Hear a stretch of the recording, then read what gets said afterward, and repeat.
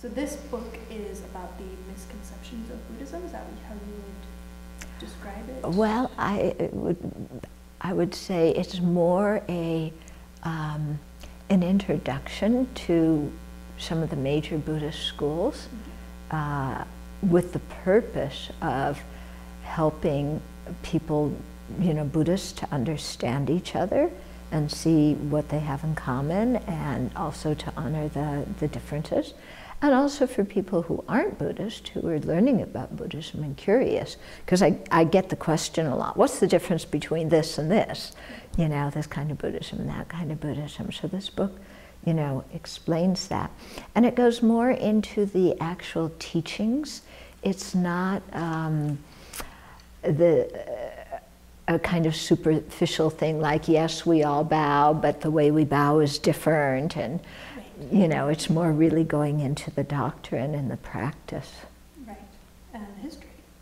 Yeah, the first chapter is about the history, and that's serving as a background, but then it's really going in after that to what people believe and what they meditate on, right, how they practice.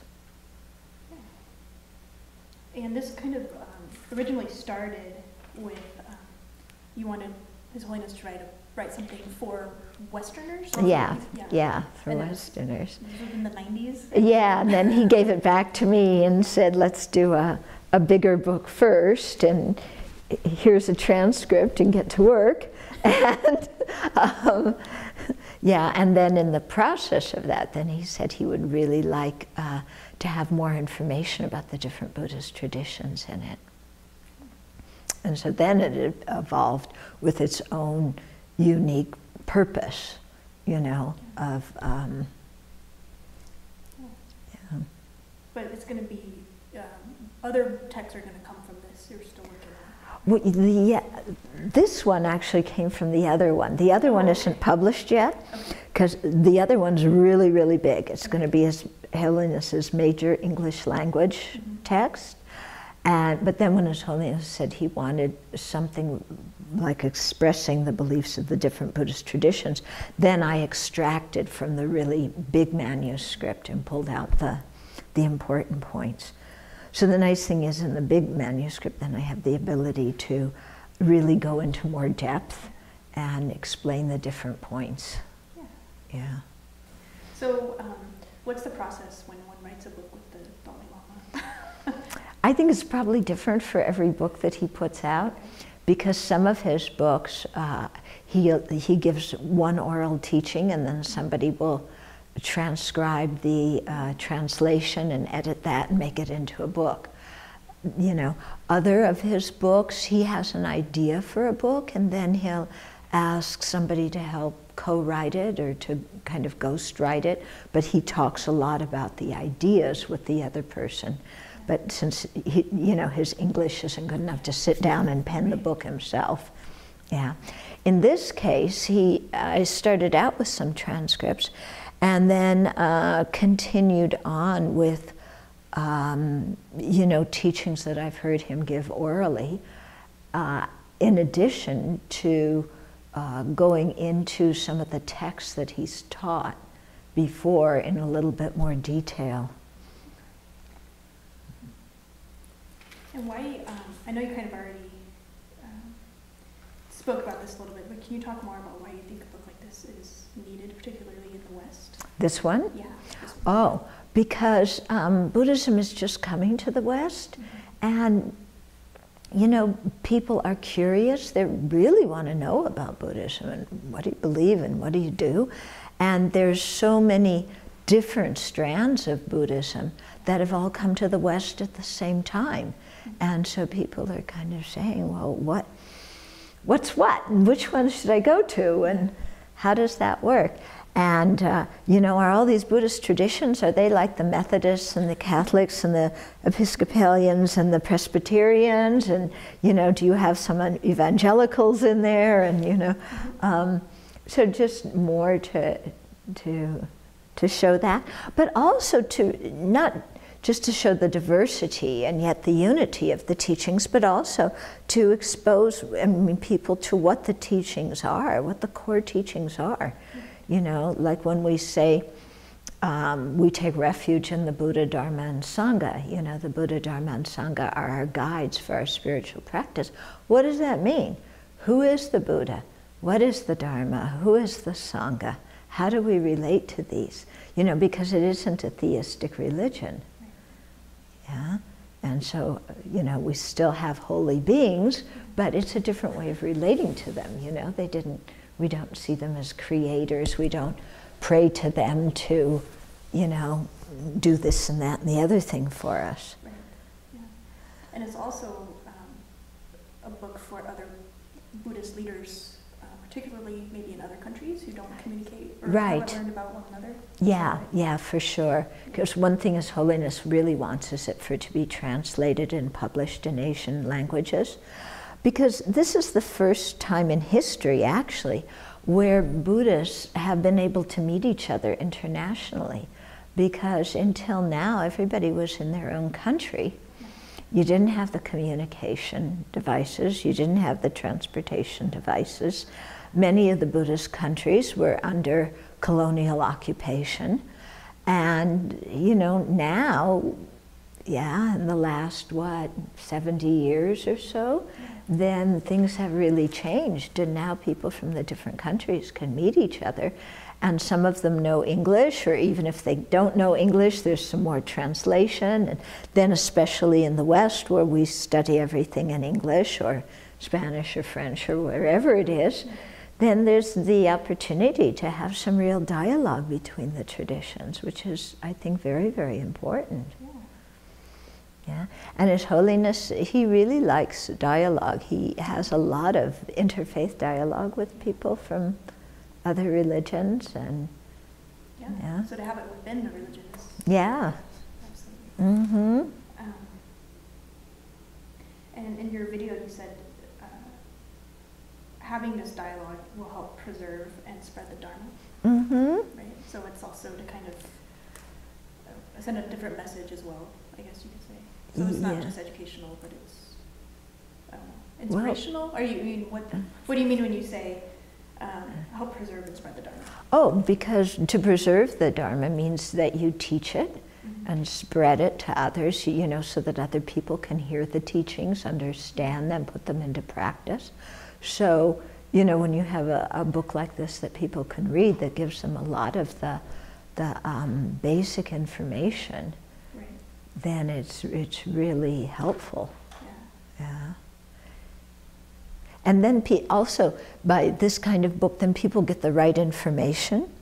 Because what also happens, you know, is Eastern religions come to the West, then people who just know a little bit write all sorts of books, and they put in all sorts of opinions or misinformation or whatever. And so this is a way to get out some correct information about Buddhist, you know, Buddhism. Yeah. I imagine you learned quite a bit writing this. Oh yes, yeah. It was, for me, it was an incredible privilege to work on this text. You know, first to work with His Holiness, and then to, you know, because he had me go to Thailand. I stayed at a Thai monastery for a couple of weeks, and then, you know, I made contact with a lot. I went to Taiwan, and I met some. I know Chinese Buddhists to start with, but I met more, and you know, talked about this. And so, for me, it was just an incredible opportunity to learn, and to meet a lot of different kind of people. And I really like that. And for my own spiritual practice, it was also very helpful, because I think, you know, if you can practice one tradition, but then if you know, when you're grounded in one tradition, then if you learn things in other traditions, you can add it on to what you're already doing without getting confused, without getting pulled in 15 different directions, but you add on what's helpful. And, you know, so for me personally in my spiritual practice, it was also very good to do this, because it really showed me what an incredibly skillful teacher the Buddha was. You know, because he gave different teachings, emphasized different points, because he knew that it isn't one size fits all. You know, people have individual dispositions, personalities, inclinations. So accordingly, he gave different explanations to meet people where they are at that particular time. And then, you know, of course, when they change, then there's another teaching for them that, you know, what's suitable for them at that new time. Sure, absolutely. Mm-hmm. Is that why it took so long? I mean, you had this idea from the 90s. Imagine you had to do a lot of research. Yeah, well, it took so long basically because I was focusing on writing the big book until 2 years ago, when it finally, with the help of one other Lama who was at the interviews with His Holiness, then I was able to actually get clear with His Holiness what he wanted and put out this volume. Before that, I thought he was focusing more on the big book, with part of the big book having things about other traditions, and that will happen. But, you know, it's hard to translate something that's going to be like 4 volumes long. So you need a book designed especially for this purpose, with the kind of information needed for this purpose. So, yeah, it took so long because it took me a while to, you know, kind of understand exactly what it was he wanted. Absolutely, yeah. And like I said, I have not read it yet, but you focus on mostly the Sanskrit and Pali traditions? Yeah, is that right? Yeah, because it's usually in Buddhism you don't use the term Sanskrit tradition, Pali tradition. You might use Theravada, Chinese, Tibetan, Mahayana, Vajrayana, or in China you might say Huayan or Chan or Pure Land, or, you know, I mean, there's so many different branches and types of Buddhism, but it can be helpful to, and also depending on the terminology you use, people have different misconceptions and all. So we thought it was good, let's try a new terminology.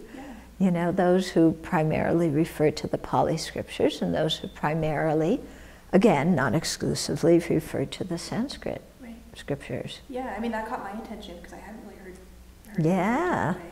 It's interesting. Yeah.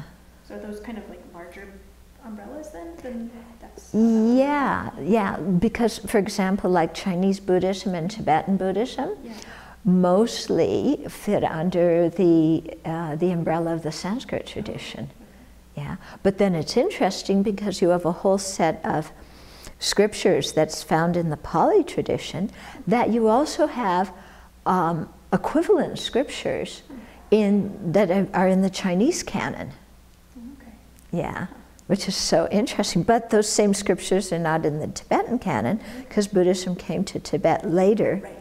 Then when it went to China.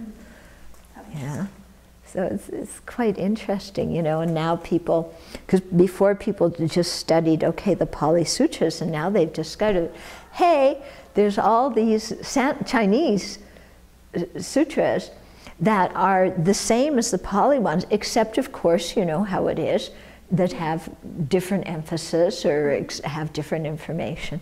And so I know 2 Theravada monks who are now learning Chinese and beginning to translate some of the Chinese sutras. Oh, cool. Yeah, I think it's very cool. Yeah, because when you're learning this, you learn that the core practices are the same, even though there's some different influences. Yeah. Yeah. And you use the term 21st century Buddhist, which I thought was That's His Holiness, yeah. Oh, okay. He talks about 21st century. He wants us to be modern Buddhists. He wants people to dialogue with science, people to reach out and do socially engaged work. He you know, wants Buddhism to be something that is useful and pertinent to people. I mean, because the Buddha's teachings are, I mean, when you learn them and practice them, they're good for any generation, any kind of thing, because we all have ignorance, anger, and attachment, don't we? So, you know, our core afflictions haven't changed, so the Dharma techniques can help everybody. But maybe the way they're explained or the points that are emphasized in them. I can because yeah, this book would be helpful, but there's still probably a lot of regions where there's not communication happening because they're secluded, or yeah, like in Thailand, places in Thailand. Yeah, if you have some place, out in the forest in Thailand, or there's, Buddhist minorities in Bangladesh, for example. Yeah, or yeah. So there's still a lot of people in some of the Asian countries that live really out in rural Asia. Yeah. Yeah. Mm-hmm. They must think American Buddhism is like Zen, and Well, they don't even know about American okay. Buddhism. Yeah. They don't even know about it, because they probably don't have a lot of, they don't have English language or anything. So, yeah. And then, the whole talk about American Buddhism is if it's going to be one thing, it's not going to be one thing. There's going to be all different kinds of traditions here in the U.S. Right. But you said people kind of think of three in the U.S. They often in the U.S. they say Vipassana, Mahayana, and Vajrayana. And that's completely an inaccurate way of dividing things up, because Vipassana, first of all, is a meditation technique that you find in all of the Buddhist teachings. And the people who call themselves Vipassana very often just teach that meditation technique, and they don't really teach sutras and Buddhist philosophy and psychology very much, And then that one sees Mahayana and Vajrayana as two separate different things, where Vajrayana is a branch of Mahayana, and there's also many, many different branches of Mahayana. And plus, you practice all the different branches of Mahayana based on the practice that is taught in the Pali scriptures. So people kind of seeing like these traditions are very different, they don't have common scriptures, they don't have common ways of practice or anything. And that's simply because people don't know in the U.S. because they haven't studied, they haven't really learned. Right. Yeah. And so, like I said, just the way they divide up Buddhism is inaccurate. Right. Yeah. Mm-hmm. Absolutely. Because, for example, there's some chapters there where we talk about love, compassion, joy, and equanimity, and show how they're spoken of from the different Buddhist traditions. Yeah, or if you're really, if you're practicing the perfections, the qualities that will enable you to become a great spiritual practitioner, the Pali tradition and the Sanskrit tradition both have 10, but they aren't the same. Some of them are the same, and even the ones that aren't the same, the meaning is still found in the other tradition. But it's so interesting to read it and these are the practices that you really engage in, and generosity and ethical conduct and fortitude and, kind of equanimity, love, how you cultivate these practices to help you go forward in your spiritual practice. And the thing is that, also for non-Buddhists, is that there's a lot of things in Buddhism that people who aren't Buddhist can learn from and integrate in their own spiritual practice, no matter what religion they are. And I think we're seeing that more too, as more people become kind of individualistic in their faith. And so they're turning to books to be fed, I guess, rather than community. So I think people will be interested in this. Yeah. It's the kind of book that you have to read slowly and contemplate. It's not a simple book that you just pick up and, turn the pages, but you really have to think about what's being said. And if you do, of course not everything makes sense immediately, but as you contemplate things and as you apply them to your own mind and your own existence, then you really get some very different perspectives about what our life is about and how you know, how we can live our life. And this is kind of a different type of book for you. Most of your books are kind of about your own personal practice, right? Yeah, I do a lot of stuff about what we call the thought training teachings, and like books really to get people beginning on the path and, you know, showing them how to practice and all. So this, yeah, this is a bit different for me. Yeah. But it's nice. I enjoyed it. Good. And it came out beginning of this month?